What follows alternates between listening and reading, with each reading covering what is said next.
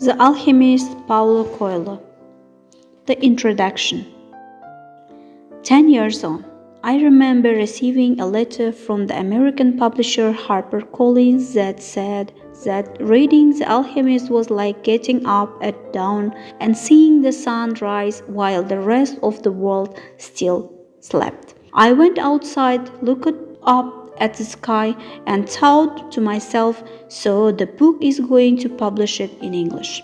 At the time, I was struggling to establish myself as a writer and to follow my path despite all the voices telling me it was impossible.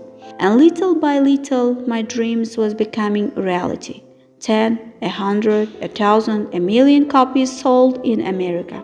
One day, a Brazilian journalist phoned to say that President Clinton had been photographed reading the book. Sometime later, when I was in Turkey, I opened the magazine Vanity Fair, and there was Julia Roberts declaring that she adored the book. Walking alone down a street in Miami, I heard a girl telling her mother, "You must read The Alchemist." The book has been translated into 56 languages, has sold more than 20 million copies, and people are beginning to ask, what is the secret behind such a huge success? The only honest response is, I don't know. All I know is that, like Santiago, the shepherd boy, we all need to be aware of our personal calling. What is a personal calling? It is God's blessing. It is the path that God chose for you here on earth. Whenever we do something that fills us with enthusiasm, we are following our legend. However, we don't all have the courage to confront our own dream. Why? There are 4 obstacles. First, we are told from childhood onward that everything we want to do is impossible. We grow up with this idea, and as the years accumulate, so too do the layers of prejudice, fear, and guilt. There comes a time when our personal calling is so deeply buried in our soul as to be invisible, but it's still there. If we have the courage to disinter dream, we are then faced by the second obstacle, love. We know what we want to do but are afraid of hurting those around us by abandoning everything in order to pursue our dream. We do not realize that love is just a further impatience, not something that will prevent us going forward. We do not realize that those who genuinely wish us well want us to be happy and are prepared to accompany us on that journey. Once we have accepted that love is a stimulus, we come up against the third obstacle, fear of the defeats we will meet on the path. We who fight for our dream suffer far more when it doesn't work out because we cannot fall back on the old excuse. Oh, well, I didn't really want it anyway. We do want it and know that we have staked everything on it and that the path of the personal calling is no easier than any other path, except that our whole heart is in this journey. Then we, warriors of light, must be prepared to have patience in difficult times and to know that the universe is conspiring in our favor, even though we may not understand how. I ask myself, are defeats necessary? Well, necessary or not, they happen. When we first begin fighting for our dream, we have no experience and make many mistakes. The secret of life taught is to fall 7 times and to get up 8 times. So why is it so important to live our personal calling if we are only going to suffer more than other people? Because once we have overcome the defeats, and we always do, we are filled by a greater sense of euphoria and confidence in the silence of our hearts. We know that we are proving ourselves worthy of the miracle of life. Each day, each hour is part of the good fight. We start to live with enthusiasm and pleasure. Intense, unexpected suffering passes more quickly than suffering that is apparently bearable. The latter goes on for years and, without our noticing, eats away at our soul until one day we are no longer able to free ourselves from the bitterness, and it stays with us for the rest of our lives.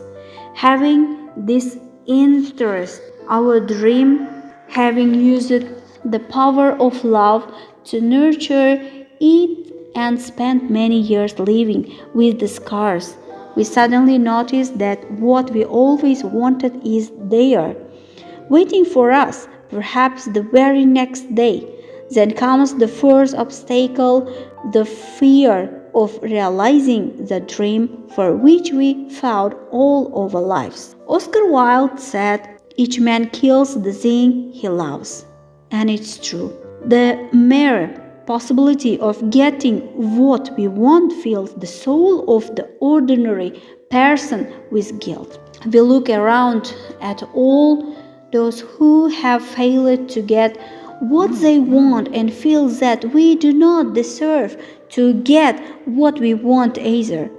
We forget about all the obstacles we overcame, all the suffering we endured, all the things we had to give up in order to get this far. I have known a lot of people who, when their personal calling was within their grasp, went on to commit a series of stupid mistakes and never reached their goal when it was only a step away.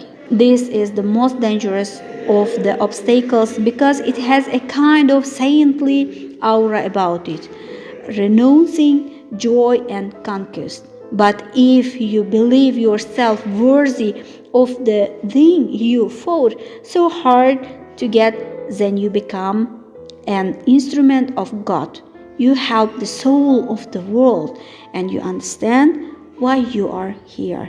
Paulo Coelho, Rio de Janeiro, November 2002, translated by Margaret Jill Costa. Prologue, translated by Clifford E. Linders. The alchemist picked up a book that someone in the caravan had brought. Leafing through the pages, he found a story about Narcissus. The alchemist knew the legend of Narcissus, a youth who knelt daily beside a lake to contemplate his own beauty. He was so fascinated by himself that one morning he fell into the lake and drowned at the spot where he fell. A flower was born which was called the Narcissus. But this was not how the author of the book ended the story. He said that when Narcissus died, the goddesses of the forest appeared and found the lake, which had been fresh water, transformed into a lake of salty tears. "Why do you weep?" the goddesses asked. "I weep for Narcissus," the lake replied. "It is no surprise that you weep for Narcissus," they said. "The thought we always pursued him in the forest, you alone could contemplate his beauty close at hand." "But was Narcissus beautiful?" the lake asked.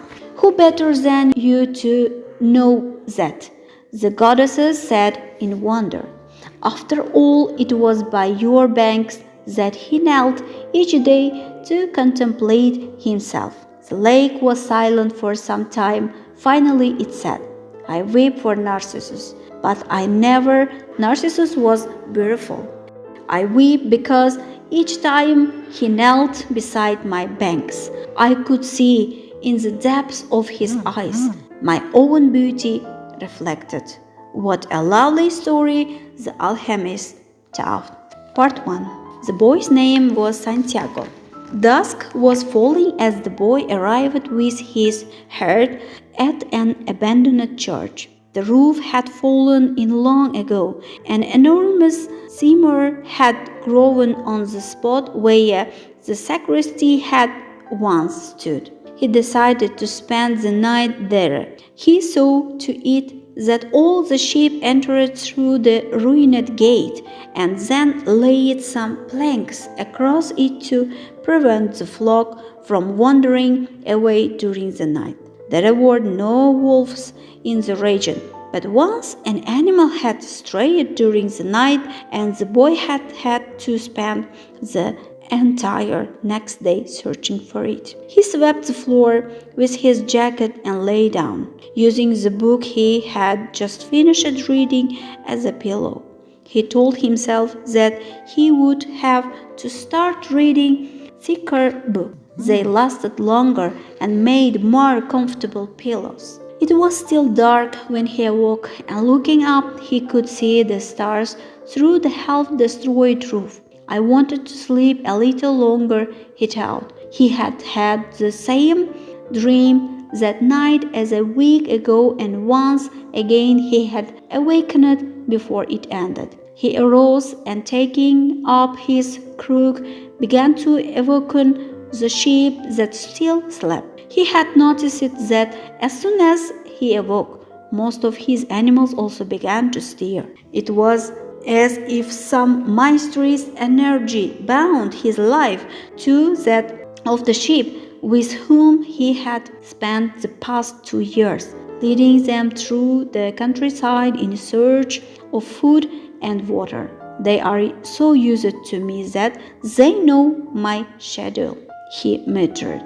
Thinking about that for a moment, he realized that it could be the other way around, that it was who had become accustomed to their schedule. But there were certain of them who took a bit longer to awaken. The boy prodded them one by one with his crook, calling each by name. He had always believed that the sheep were able to understand what he said, so there were times when he read them parts of his books that had made an impression on him, or when he would tell them of the lioness or the happiness of a shepherd in the fields.